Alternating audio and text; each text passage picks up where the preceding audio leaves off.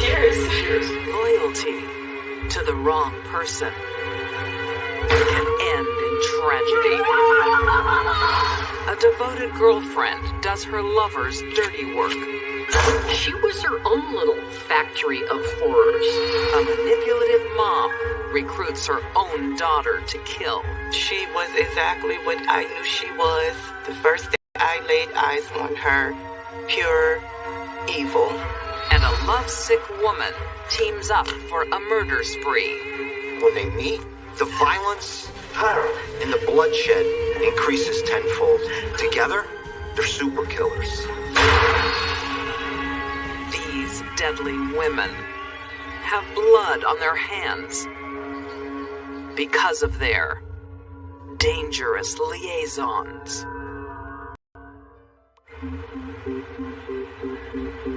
Broken Arrow, Oklahoma. In late 2015, 33-year-old single mom Sonia Wiedenfelder makes a tentative return to the dating world. Everyone describes Sonia as very polite, very quiet, very demure. She just looked like your average all-American girl. A dating app brings 41-year-old phone technician Rick Spalding into her life. Hi. Babe. I don't know how much experience Sonia had at dating, but when she met Rick, she was a little over her head. Looking good. Thank you. Sonia's life was progressing in a normal fashion. Drink. Yes, please. Until she encountered Rick. It's been a long time since I've had a shot. No time like the present. On their very first date, Cheers. Cheers. Sonia falls under Rick's spell. Oh, wow. Rick was very good at speaking to people and kind of being very engaging, very personable. You and I are gonna get along just fine. It's gonna be a good night.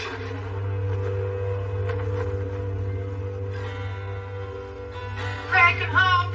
They started seeing each other, and then from there they became a little more serious. Eventually Rick moved in with Sonia. Hey, in the bedroom. Sonia soon learns that she's not the only woman in Rick's life. Hey. How are you? Good. You remember Amanda? Hi, Sonia. She just dropped in to borrow some CZ. Yeah. And one thing led to another. Rick had, at any given time, more than one girlfriend that he was sleeping with. Anyway, where are my clothes? Knew about everybody else. What? It was an open relationship. Babe, come on. We agreed to an open relationship. Each of them was free to date other people, to see other people either romantically or in a sexual relationship. Don't worry. Thank you. Oh, hey, I hear you two are engaged. Congratulations. Thank you. Anyway, I gotta go. I'll call you. Yeah, great. Nice to meet you. He had an ability to pick the women that he wanted to manipulate. Hey. Come here. Come on.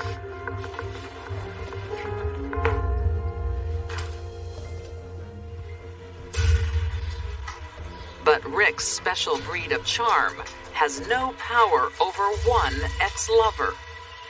He's in a bitter legal battle with 39-year-old Debbie Morgan for custody of their 11-year-old son. She was a child welfare worker. She was working on her master's degree. She was specializing in working with children who had suffered trauma. Hey, Tiger! Hi, Dad. I'll see you Tuesday. I love you. All she wanted from Rick was a little financial assistance. Hey, Rick. Your payments haven't come through again. Rick owes Debbie $10,000 in unpaid child support. Here we go again. What do you mean, here we go? I need to... Why are you doing this to me? Rick couldn't pay any child support. He wasn't able to hold a job. He's your son, too. I know he's my son. You get your money. Just back off and leave me alone. According to Debbie's father, Carl Grace, Rick has also stopped trying to find a job. We believe he just didn't want to pay the child support. He didn't want to do anything that would help Debbie. With Rick out of work, Sonia is the sole breadwinner. Sonia was the one who was working, Rick was staying with her, and she appeared to be fronting a lot of the bills. Sonia doesn't blame Rick for the situation. That's hopeless! Debbie's out to destroy me! Instead, they unite against a common enemy. He's saying that if Debbie was causing all their problems, that they would be so much better off if Debbie weren't around. And she began to believe, okay, our life was doing great, and then now it's spiraling down because of Deborah Morgan. Soon, Sonia is a willing volunteer in Rick's increasingly bitter battle. How about this? We can post these all through her neighborhood. Sweet little Sonia had her own ideas of how to deal with the custody issue. And I've got another idea. She was her own little factory of horrors. Yes, hello. I'd like to report an unfit mother. Debbie Morgan? That's right, yes. No, I'd like to stay anonymous. Sonia tried to get Debbie in trouble and tried to get her fired from her job. Yes, neglect, child neglect. But yeah, we were shocked when we heard that Sonia was involved. That's correct. From filing claims against her at her office to circulating flyers throughout the neighborhood to try to smear her name. Everything to make sure that Deborah Morgan was seen as a villain, seen as some kind of demon. Rick even targets Debbie with constant phone calls at work. Please just leave me alone. The relentless campaign begins to take a toll. Deborah was scared of Rick. Are you okay? Yeah, I'm fine. I'm sorry about that. You want to take any time off? No. It'll all be over in a couple of weeks. Alrighty then. She told one of her friends, if something ever happens to me, But Rhonda, if I end up dead, it was because of Rick. Look to Rick. That should have been it. Pack the car, grab the kid, leave town.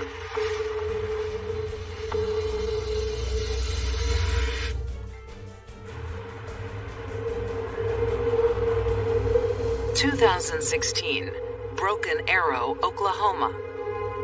Rick and Sonia's Dirty Tricks campaign against Debbie has failed to turn the custody battle in his favor.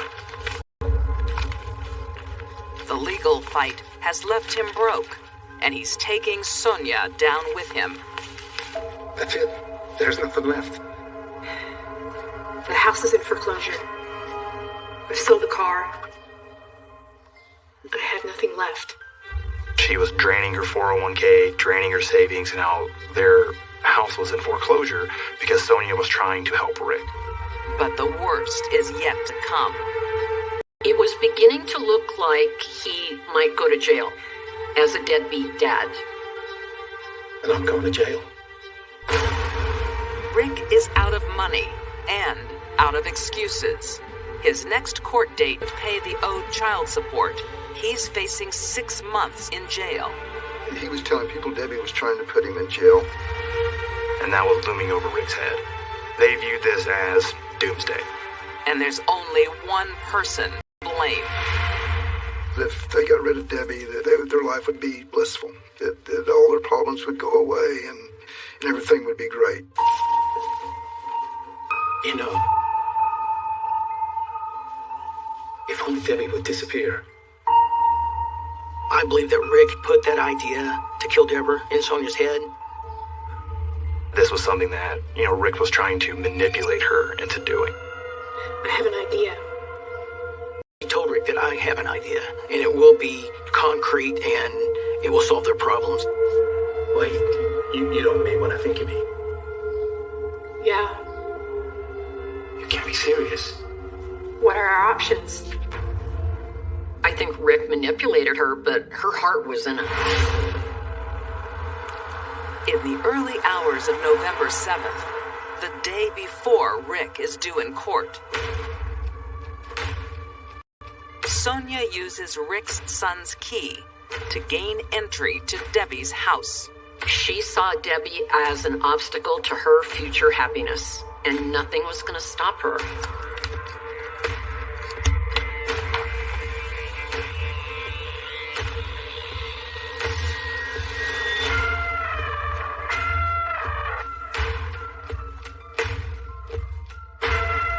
She finds Debbie asleep in front of the television.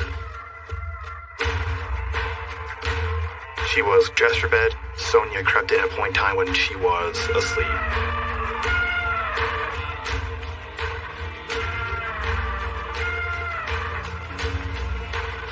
She stood on this side, and the shotgun would have been put right up to her face.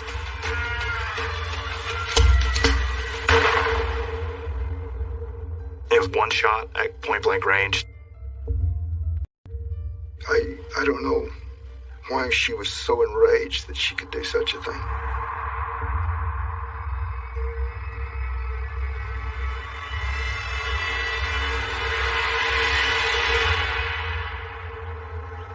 Sonia's cruelty doesn't stop there. She knows full well that Debbie's 12-year-old son will be coming home to that house after school. He was coming back to Deborah after spending the weekend with Rick, so he rode the bus home and got home sometime after 4 o'clock. Mom's car was there, which was unusual. Called out the light on. It was a very, very grisly scene.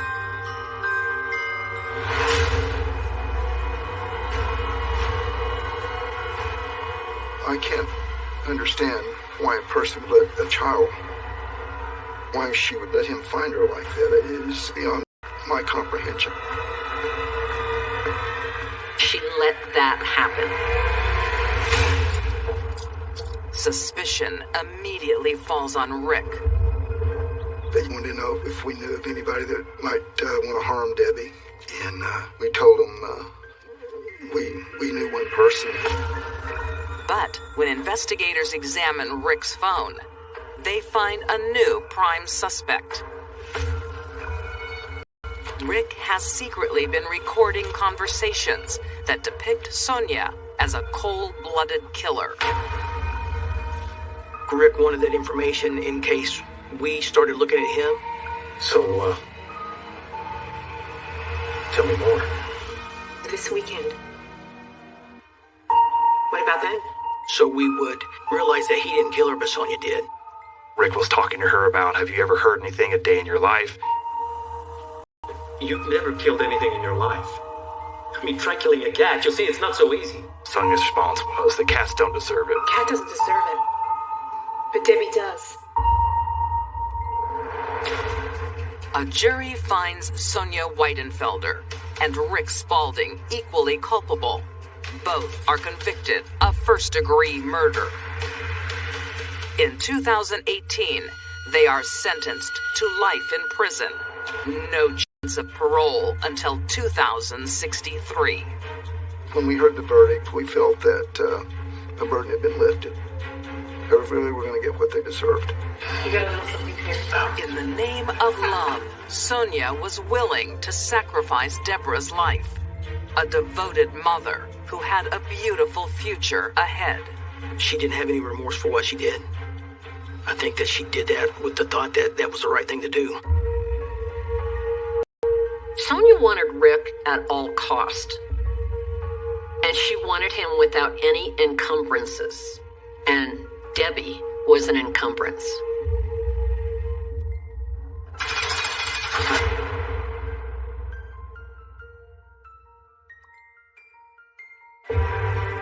Jealousy isn't always between love rivals.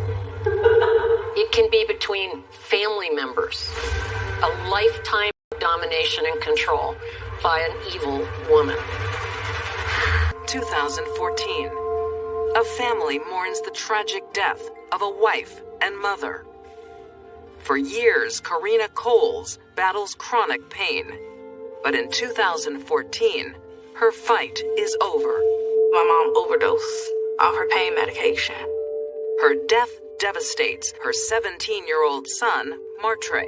Martre had ended up graduating on the day that my mother passed. So that day was very, very emotional. All right, come on in, make yourselves at home. Their father, Maurice, isn't coping with her death. Martre, get out here. Here, Pop. I want you to meet some people. This is Denise. But his co-worker, 45-year-old Denise Gay, is more than eager to comfort him. Denise had her eye on Maurice Coles for some time, but knew that he was married.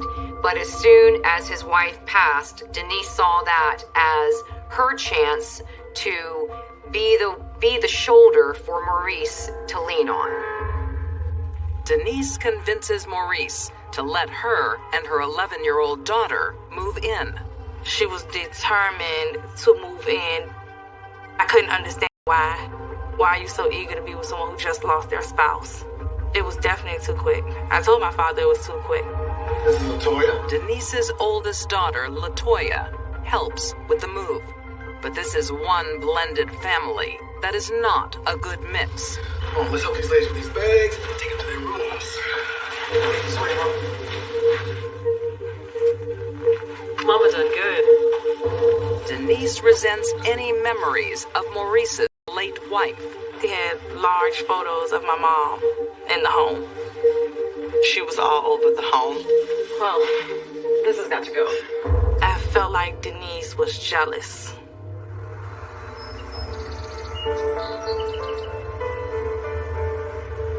Denise wants to remove all traces of Maurice's wife, including son Martre. He was very talented. Had his art exhibit in his school and shows and things like that. Martre Coles. This is a chance to live your dream. Denise becomes a doting stepmom and encourages Martre to go back to school. Denise became an ally to Martre and said she wanted to help him get into art school, to a school in Florida. You do know Florida's 700 miles away, right? Yeah, of course. Was being a mother figure to him. Of course, his mother passed, so he was looking for that kind of love. Ready to hit send? Absolutely. Hooray. She was helping him and was going to help pay for his education. Things couldn't have been better. On March 4th, 2017, What is it? Martre's dreams come true.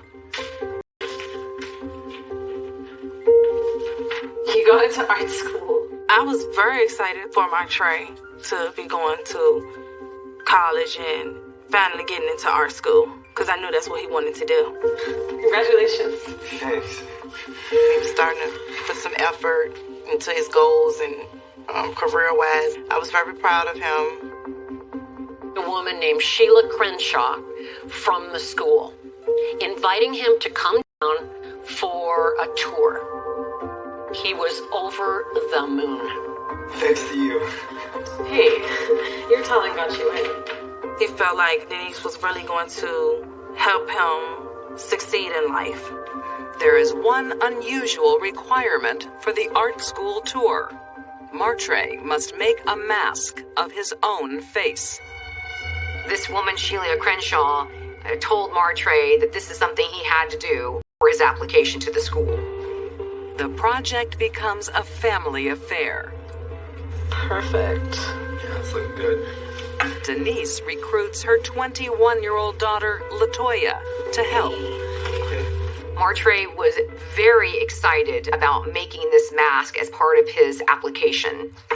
Martre sees this as his ticket to a bright future.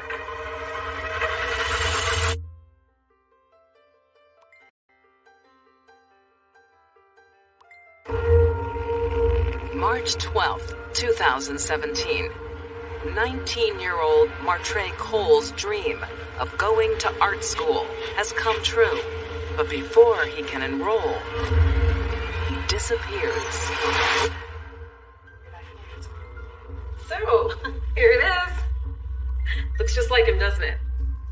Denise was saying how he was there earlier and him and her had made a mask Okay, so after he finished with the mask, what did he do? He said, I'm going to Michelle's to get my wallet. I didn't believe not one word that came out of her mouth at this time. The paper imprint of his face is the only trace of Martre they find in the house. That didn't sit well with me at all. Yeah, I didn't like the mask. Hey. She tried to put it on me and Michelle. We backed up. Denise's behavior makes the sisters suspicious. She was extremely friendly, and I'm looking outside. That's weird. She don't ever talk to Michelle. I noticed LaToya quickly grabbed her things. She headed straight towards the door and left. And her chatty younger sister is unusually quiet and sullen. I think we should call the police. Yeah. Don't be ridiculous. I was like, well, if he doesn't come back tonight, I will be contacting authorities. The sisters file a missing persons report. 3 weeks later, their worst fears come true. Martre's body is discovered, dumped in a wooded area just out of town. He was in a box, and he was put in there in such a way, almost like an accordion, with his hands behind his back. I was mind blown. I was disgusted, angry, hurt. I felt my heart literally break in half. I just don't understand. The body is strangely exposed, and detectives think the killer may have only half finished the job. On a hunch, they remove Martre's body, but set up a camera in case the killer returns. They also look into Martre's art school application. Sheila Crenshaw, please. No. What about in the past? They discover something very odd. She doesn't exist. So, who was sending all those emails? We were able to find the computer IP addresses to know that it was really Denise Gay who created this fictitious person and created an email identity as Sheila Crenshaw. Denise? That's why she was helping him. The amount of planning and execution that Denise went through, it was so elaborate. And the police's hunch pays off. The hidden camera captures the killer returning to the scene. We were 100% confident that the person in that image was the entire spectacle. The police have a body and evidence of Denise's phony emails. Good. Then an unlikely witness tells exactly how Martre died. She described how she was able to see through the door of his room. No. It's okay. I'm not gonna put it over your mouth. That mass was described as not having any ability to breathe through. How you doing in there, Trey? Trey?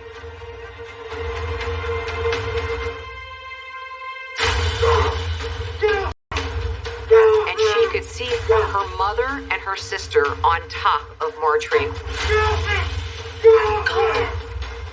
Go back to your room. He was screaming for his life. She described how she saw his feet kicking in the air, how he was grasping for breath, how he was begging for them to get off of him. When he said, get off me, it probably was the last breath he had in him.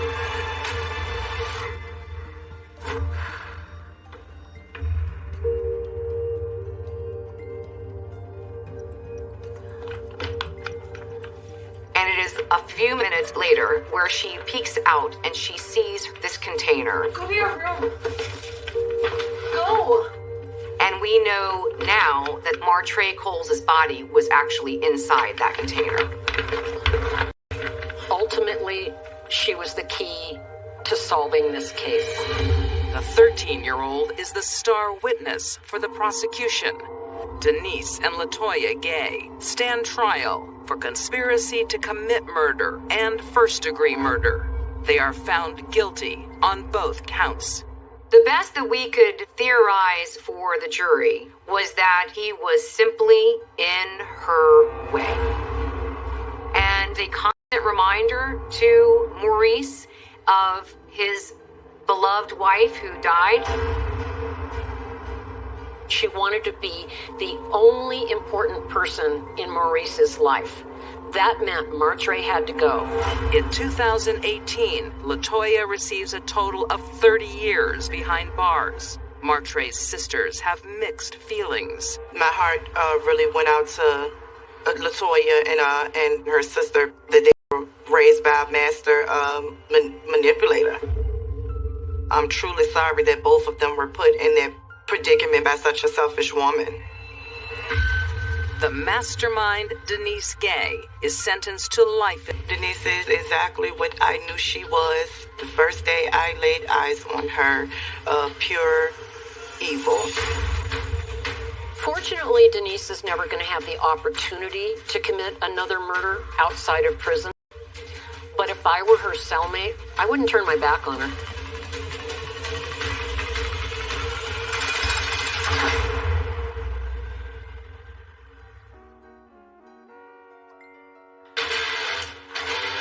Some women like guys that are straight arrows, kind, loving, no problems. And some women are attracted to bad boys.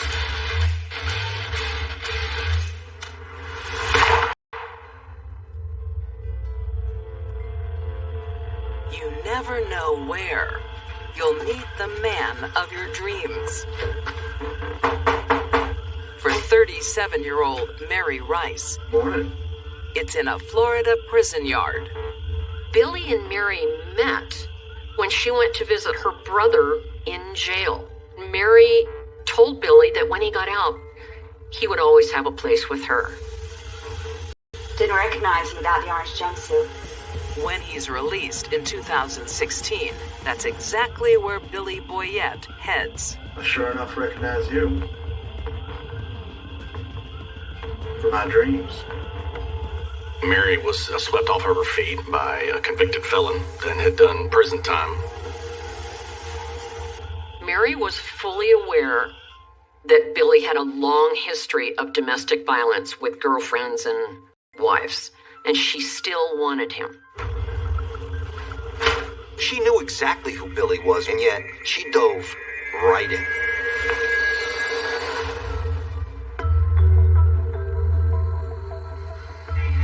Mary knows she's asking for trouble, and almost immediately, Billy delivers it. What the hell? I gotta go. Cops are looking for me. Billy was seeing another woman named Alicia, and she, by all accounts, was a very sweet, generous person. 30-year-old Alicia Greer is Billy's latest domestic violence victim. She's hiding in a local hotel. Unlike previous victims, Alicia is determined to testify against Billy. He avoided prosecution by intimidating his victims into dropping the charges.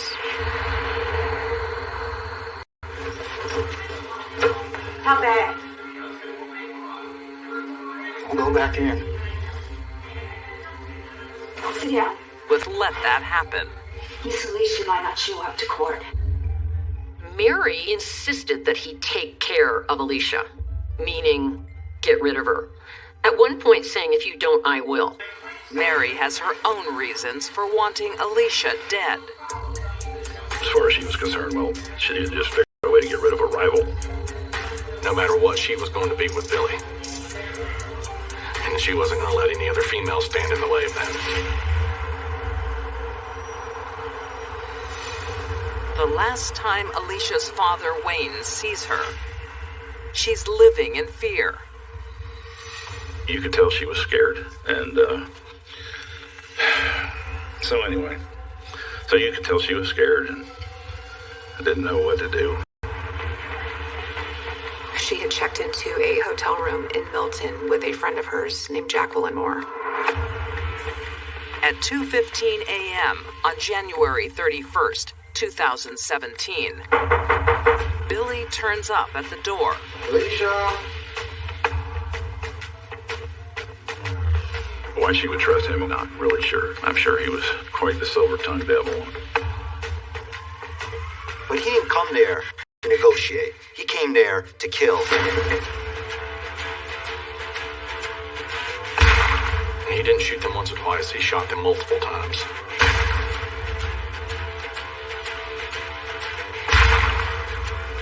This guy came here on a mission.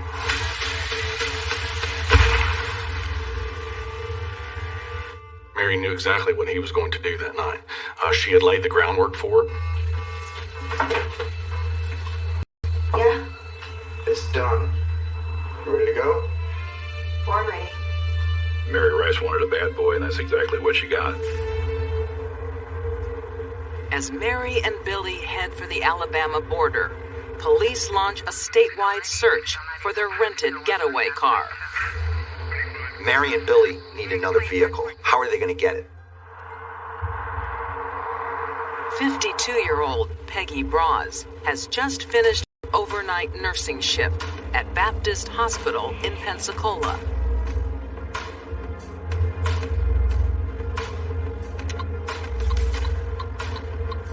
What are you doing?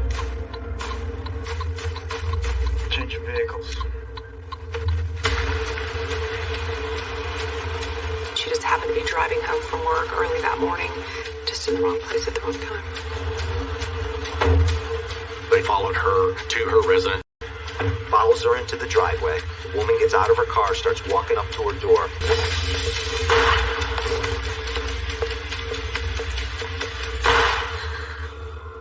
Miss Braz was shot directly in the center of her face.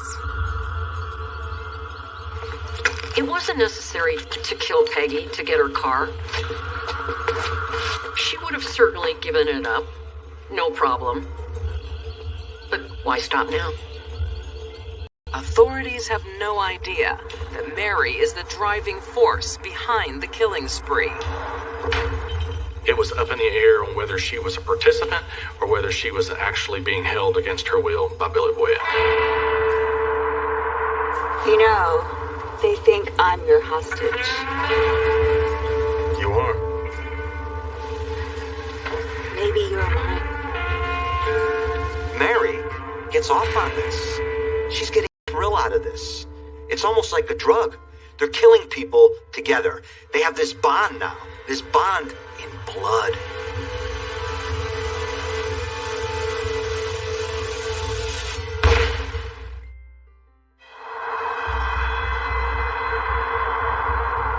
Early February 2017.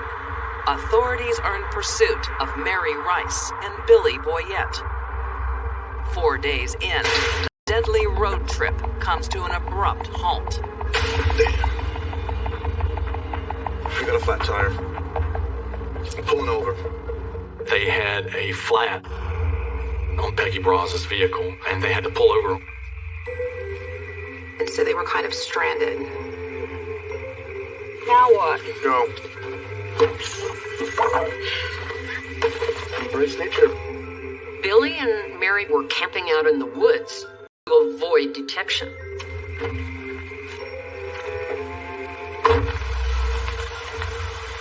Two days later, the killers strike again. They realized that they needed another car. So as they were coming out of the wooded area, they came across Kayla Crocker's home.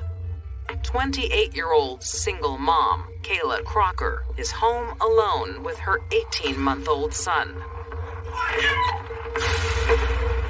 Bill grabs her, and he kind of drags her into the house.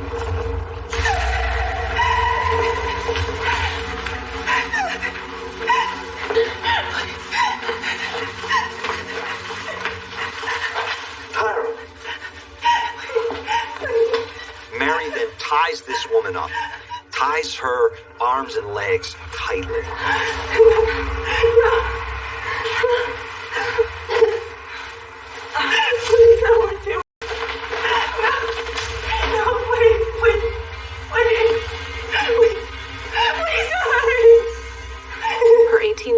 child was actually in his crib in the same room. In front of this 18-month-old child, Billy puts the weapon up to her temple and blows her head off. Please, I won't do it. Do it.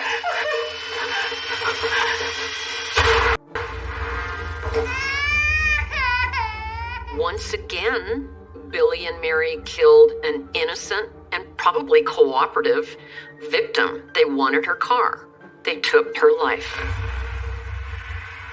For 8 days across 3 states, Mary and Billy leave a trail of death and heartbreak. They also leave a wealth of evidence for the cops in pursuit.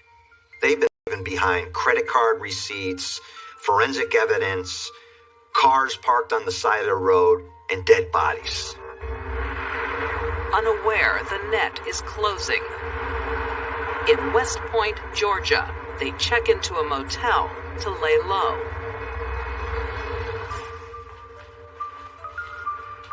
Where are you going? We need more supplies. Careful.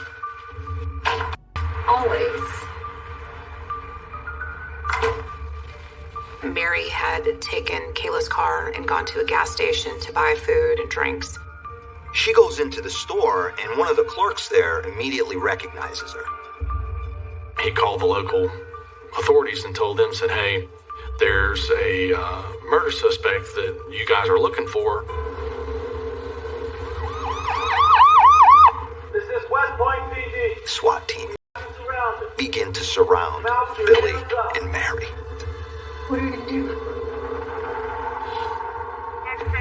The standoff lasts for almost 3 hours. What are you doing? It's screwed me. It's over. Oh dear. They made one last call and asked them to come out and surrender. You go first. No, I'm not going without you. No. Tell them I threatened to kill you. I'll be right behind you. Mary opened up the door to the hotel room and exited the hotel room and surrendered to law enforcement. Within a few seconds of her walking out, law enforcement heard a gunshot. And that's Billy. Billy just killed himself. Billy probably shot himself because he didn't want to give the SWAT team the satisfaction of killing him. Under interrogation, Mary creates a whole new version of events. That basically she was doing everything that she did because he made her or because she was being held against her will. Is that gonna fly with a jury? Hell no. CCTV tells the same story everywhere they stopped. At no point did Mary ever say she needed help or act like she needed help. She had every opportunity to stop this madness and these killings from happening. She was, in fact, a willing participant. In 2018, Mary Rice is convicted of the first-degree murder of Kayla Crocker and of being accessory to the murders of Alicia Greer and Jacqueline Moore. She's serving a life sentence with no possibility of parole. There's bad, evil women involved in murder. And then there's very bad, very evil women for whom murder is not enough. Mary Rice is one of those.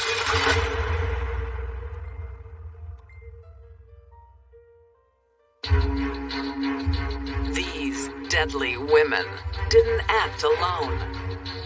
Sonia Weidenfelder conspired with her boyfriend to kill his ex. Denise Gay and daughter LaToya stole an innocent teen's life. And Mary Rice's misguided love led to a murder spree. All three left a trail of death thanks to their dangerous liaisons.